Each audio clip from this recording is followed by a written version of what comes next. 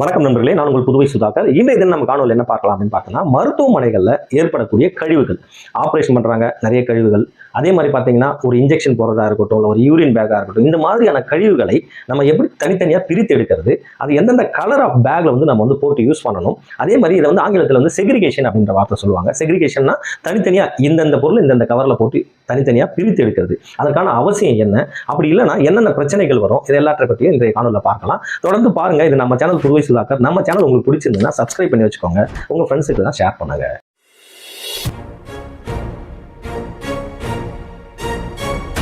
இப்படி மருத்துவமனையில் ஏற்படக்கூடிய கழிவுகளை வேர்ல்டு ஹெல்த் ஆர்கனைசேஷன் பார்த்தீங்கன்னா ஒரு 7 பிரிவாக பிரிக்கிறாங்க.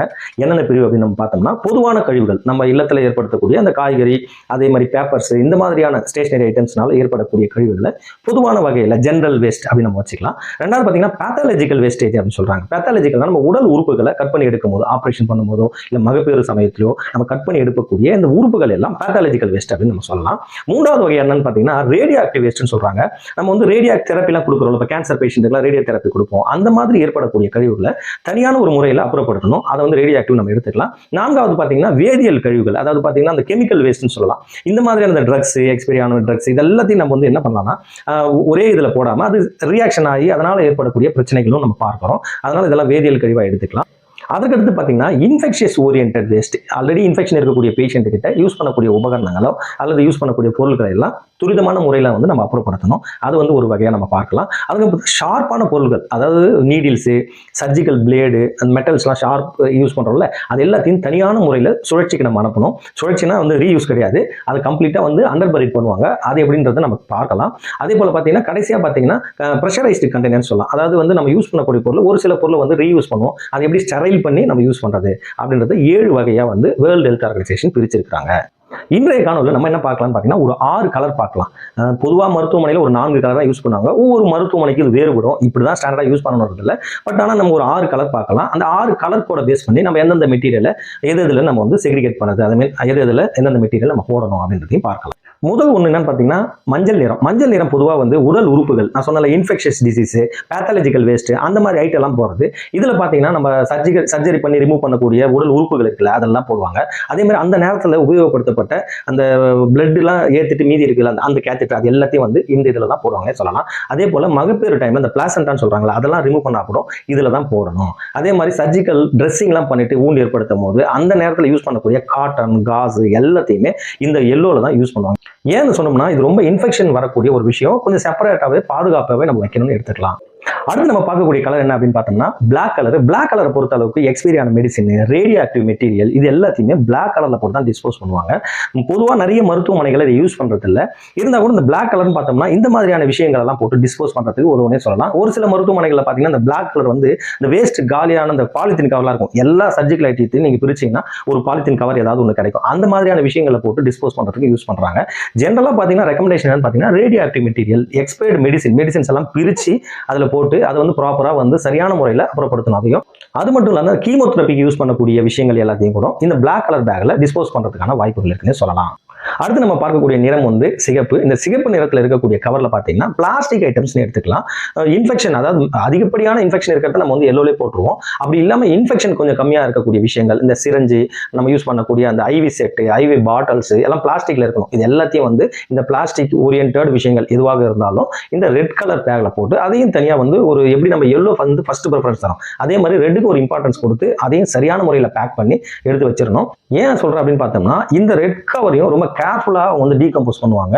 இதையும் ஒரு துரிதமான ஒரு டெம்பரேச்சர் கொண்டு போயிட்டு அதுல இருந்து வந்து அதை வந்து கழிவுகளை நீக்கிறதுக்கான முக்கியமான விஷயங்கள்லாம் பண்ணுவாங்க. அந்த ரெட் கலரையும் நம்ம கேர்ஃபுல்லாக வைக்க வேண்டிய அவசியம் இருக்குன்னே சொல்லலாம்.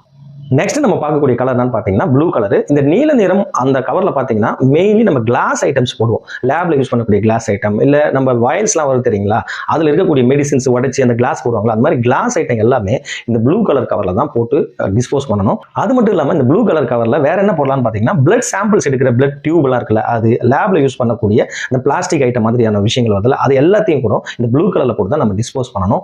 அடுத்து நம்ம பார்க்கக்கூடிய கலர் வந்து பார்த்தீங்கன்னா வெள்ளை. இந்த வெள்ளை வந்து ரொம்ப முக்கியமான ஒரு கலர்னே சொல்லலாம். சொல்லலாம். நிறைய இடத்துல பார்த்தீங்கன்னா இந்த வெள்ளை கலர் வந்து பிளாஸ்டிக் பாக்ஸ் யூஸ் பண்ண மாட்டாங்க, மெட்டல் பாக்ஸ் யூஸ் பண்ணுவாங்க. காரணம் பார்த்தீங்கன்னா ஷார்ப்பான எட்ஜ் உள்ள பொருட்கள் எல்லாம் இதில் போடுவாங்க.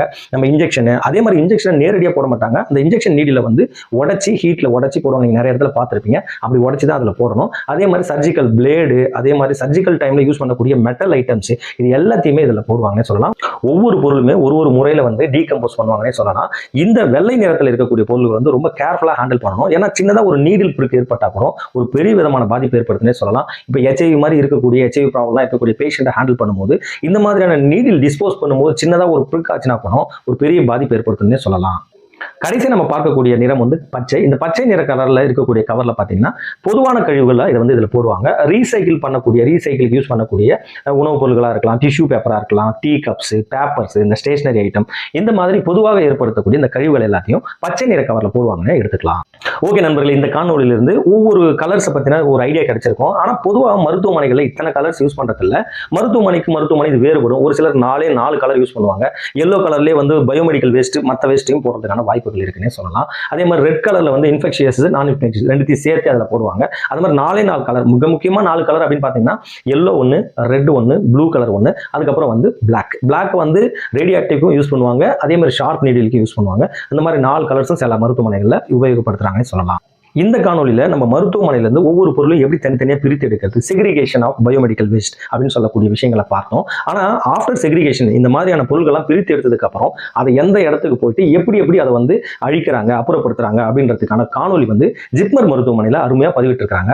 அதுக்கான லிங்க் வந்து நான் வந்து டிஸ்கிரிப்ஷனில் கொடுக்குறேன். கண்டிப்பாக வாட்ச் பண்ணுங்க. ஏன்னா உங்களுக்கு தெரியாத விஷயங்கள் இதெல்லாம் இப்படி தான் பண்ணணுமா, ஒரு பிளாஸ்டிக் ஐட்டத்தை இப்படி தான் டீகம்போஸ் பண்ணணுமா, ஒரு மெட்டல் இன்ஃபெக்ஷியஸ் பொருளை இப்படி பண்ணணுமா, பேத்தாலஜிக்கல் வேஸ்ட்டை இந்த மாதிரி பண்ணணுமா அப்படின்றது எல்லாத்தையும் ரொம்ப டீட்டெயில்டாக அந்த வீடியோல காமிச்சிருக்காங்க.